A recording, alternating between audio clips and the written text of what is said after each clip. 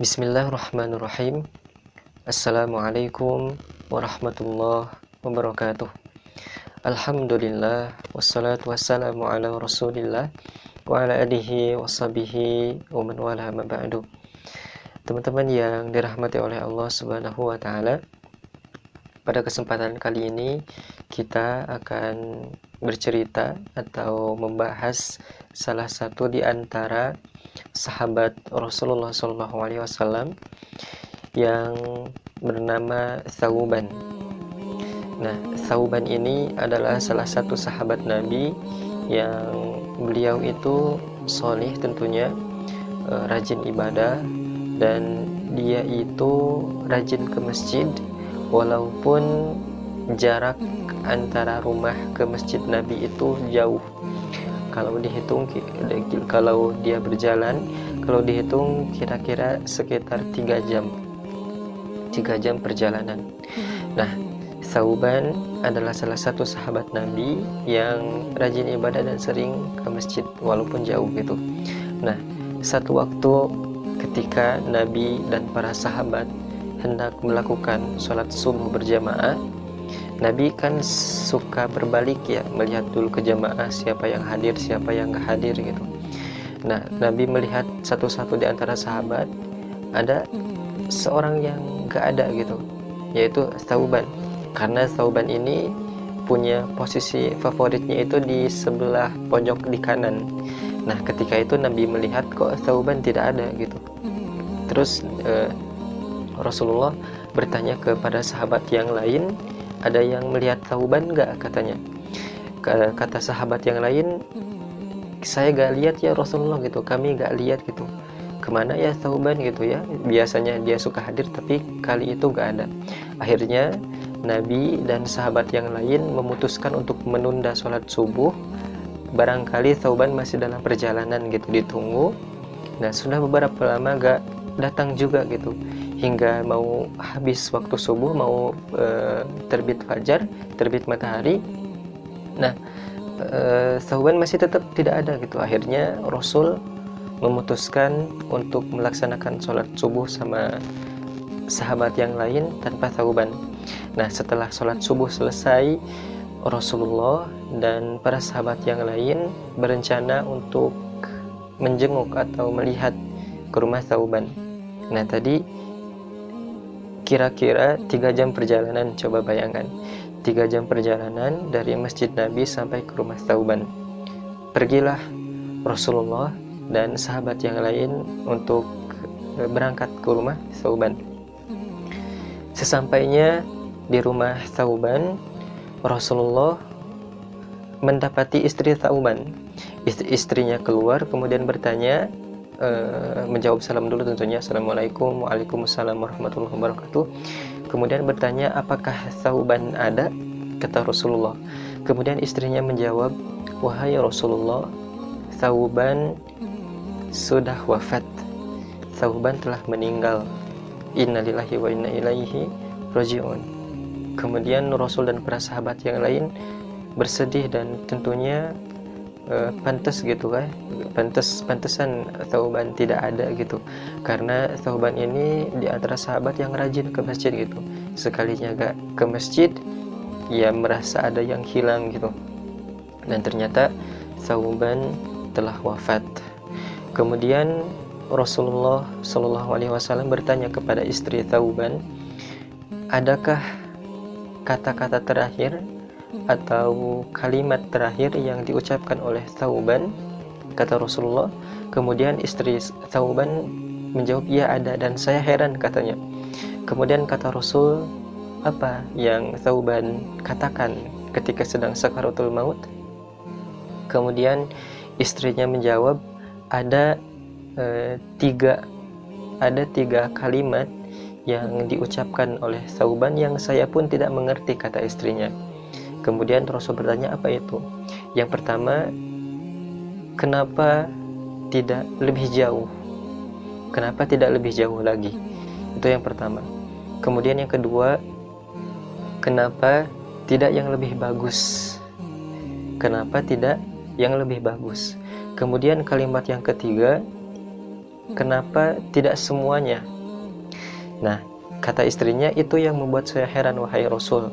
Nah, kata Rasulullah, ketahuilah ketika Thauban wafat, semua amal pahalanya itu ditampakkan, amal-amal kebaikannya ditampakkan. Jadi nanti ketika kita sedang sakaratul maut, semua amal kita itu ditampakkan, amal yang baik, amal yang buruk, semua akan nampak. Nah, Thauban, kata Rasulullah, ketika sedang sakaratul maut itu, dia diperlihatkan amal-amal baiknya yang telah dia kerjakan. Yang pertama, mengapa tidak lebih jauh? Nah, Thauban ketika sakaratul maut diperlihatkan pahala dia ketika dia berangkat dari rumahnya menuju Masjid Nabi.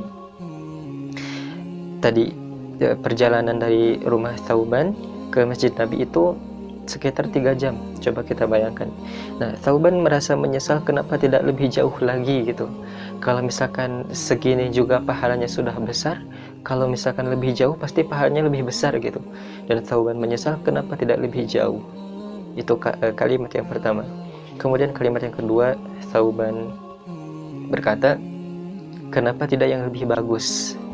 Nah, ketika itu ditampakkan amal Thauban pada satu waktu ketika Thauban hendak menuju ke masjid. Thauban mendapati seseorang yang kedinginan. Nah, akhirnya Thauban kan ketika itu memakai 2 lapis baju, 1 lapis di dalam dan di luar. Nah, Thauban memberikan kepada orang yang kedinginan tadi lapis yang di luarnya. Nah, lapis yang di luar adalah baju Thauban yang sudah lama, sedangkan yang di dalam adalah baju Thauban yang baru, yang masih bagus. Nah, sementara Thauban memberikan yang sudah lama. Ditampakkanlah pahalanya, dan Thauban menyesal kenapa tidak yang lebih bagus. Kalau misalkan saya memberikan lapis yang dalam, kata Thauban, pasti pahalanya akan lebih besar. Itu penyesalan yang kedua. Kemudian yang ketiga, kenapa tidak semuanya? Nah, Thauban ini adalah salah satu di antara sahabat Nabi yang rajin berinfak, bersedekah, berbagi kepada sesamanya gitu. Nah, Thauban menyesal, kan ditampakkan amal pahala infaknya, sedekahnya, berbaginya, dan Thauban menyesal kenapa tidak semuanya. Nah, 3 pelajaran ini memberikan pelajaran kepada kita bahwa belajar dari kisah Thauban ini, dan ternyata ketika nanti kita sudah mau wafat, ketika sakaratul maut, ditampakkanlah semua amal-amal kebaikan kita. Dan belajar dari kisah Thauban ini menyesal, bukan menyesal karena dia itu tidak punya bekal. Karena ada orang yang nanti menyesal ketika sudah wafat itu dia tidak punya bekal, dan dia bermohon kepada Allah, dia itu ingin dihidupkan lagi, walaupun sebentar dia ingin dihidupkan lagi. Apa yang ingin dia lakukan? Dia itu ingin beramal soleh. Fasaddaqu aku minas solihin. Ya Allah, saya ingin, ketika dia sudah meninggal ya di alam kubur, ya Allah, saya ingin hidup lagi, saya ingin beramal soleh. Nah, Thauban bukan dia itu kurang amal solehnya, bukan menyesal karena kurang, tapi dia menyesal karena amalnya bukan kurang, tapi dia itu ingin lebih banyak gitu. Amal dia tetap cukup gitu, cuman dia merasa menyesal, kenapa kalau misalkan saya bisa mendapat yang lebih banyak, kenapa tidak gitu.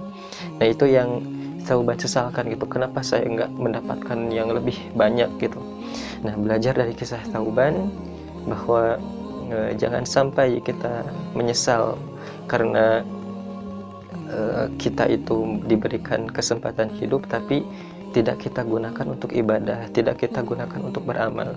Sementara wafat itu kita tidak tahu kapan tibanya gitu, bahkan malaikat pun tidak tahu.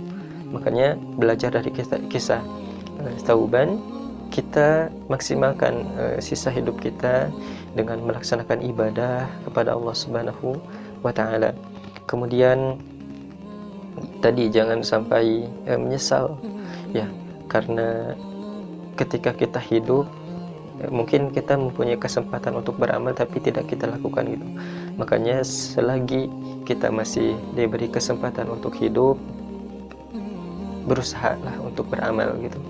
Apa yang bisa kita maksimalkan, misalkan kita lebihnya dari harta, maka maksimalkan ibadah kita dalam harta itu, berinfak, bersedekah gitu. Kita misalkan lebihnya dari hal ilmu misalkan, maka berbagilah kepada yang lain gitu, mengajarkan kepada yang lain gitu, berbagi kepada yang lain. Atau kita misalkan mempunyai kelebihan dalam hal tenaga, ya gunakan tenaga itu untuk misalkan bekerja, membantu orang yang lemah gitu. Kemudian apapun kelebihan kita dalam hal, misalkan kita mempunyai kelebihan dalam hal kedudukan, pangkat jabatan, maka buatlah kebijakan-kebijakan yang baik itu. Dan kita semua pasti mempunyai kelebihannya masing-masing dan mempunyai kekurangannya masing-masing. Tapi kekurangan dan kelebihan itu bukan untuk disombongkan, bukan juga untuk disesalkan, tapi kita coba untuk maksimalkan semampu yang kita bisa.